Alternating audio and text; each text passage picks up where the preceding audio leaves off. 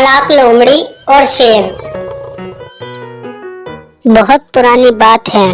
एक मधुवन नाम का जंगल था जहाँ एक शेर रहता था, परंतु अब वो शेर बूढ़ा हो चला था और इसी कारण से उसकी शक्तियाँ भी क्षीण हो चुकी थी और अब तो शेर के अंदर इतना भी बल शेष नहीं था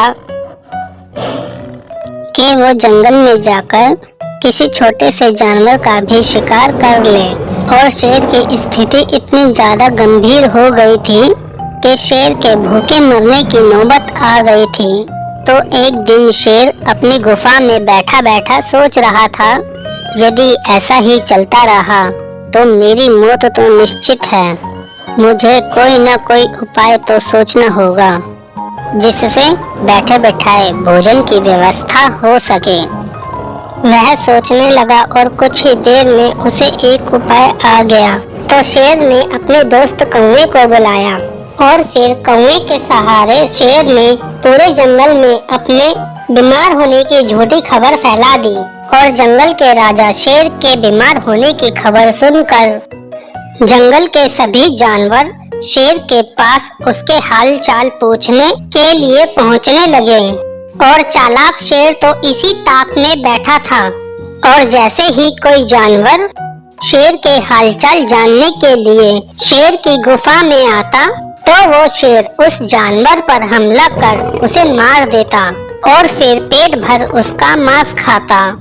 और हर दूसरे दिन कोई न कोई जानवर शेर की गुफा में शेर के हाल चाल पूछने के लिए आता ही रहता और शेर को बिना मेहनत किए ही गुफा में ही बैठे बैठे शिकार मिल जाता।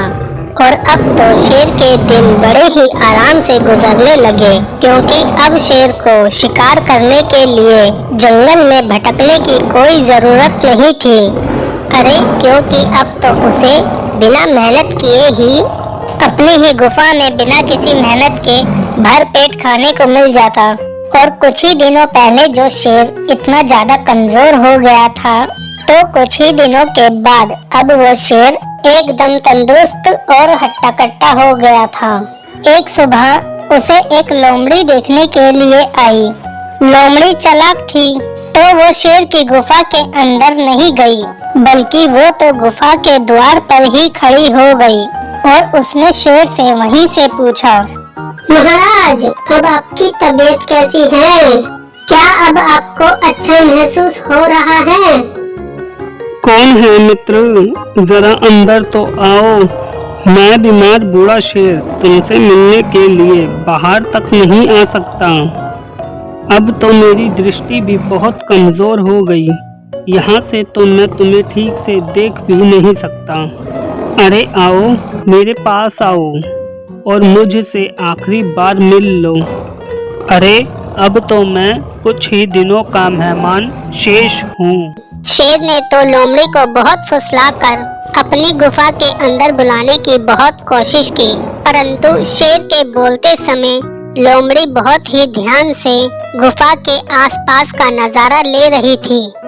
और शेर की बात खत्म होते ही लोमड़ी बोली, महाराज मुझे तो क्षमा कर दीजिए, मैं अंदर नहीं आ सकती, क्योंकि आपकी गुफा के अंदर जाते हुए जानवरों के पैरों के निशान तो हैं, परंतु उनके बाहर लौटते समय किसी भी जानवर के पैरों के निशान नहीं हैं।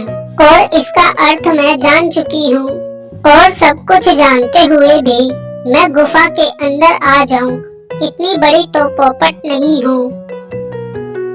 और यदि मैं सब कुछ जानते हुए भी गुफा के अंदर आ गई तो दूसरे जानवरों की तरह मैं भी मारी जाऊंगी और फिर मेरे भी पैरों के निशान केवल गुफा के अंदर आने के तो होंगे, परंतु गुफा से बाहर लौटते समय नहीं होंगे। इसीलिए मुझे तो माफ कर दो महाराज, मैं तो चली जंगल। और लोमड़ी ने जंगल में जाकर बूढ़े शेर की सारी करतूत सभी जानवरों को बता दी। और उसके बाद कोई भी जानवर शेर से मिलने उसकी गुफा में नहीं गया। और इस तरह लोमड़ी ने अपनी बुद्धिमानी से न केवल अपनी जान बचाई बल्कि जंगल के दूसरे जानवरों की भी जान बचा ली। तो दोस्तों, इस कहानी से हमें ये सीखने को मिलता है कि परिस्थिति चाहे जैसी भी हो, हमें हमेशा अपने दिमाग से काम लेना चाहिए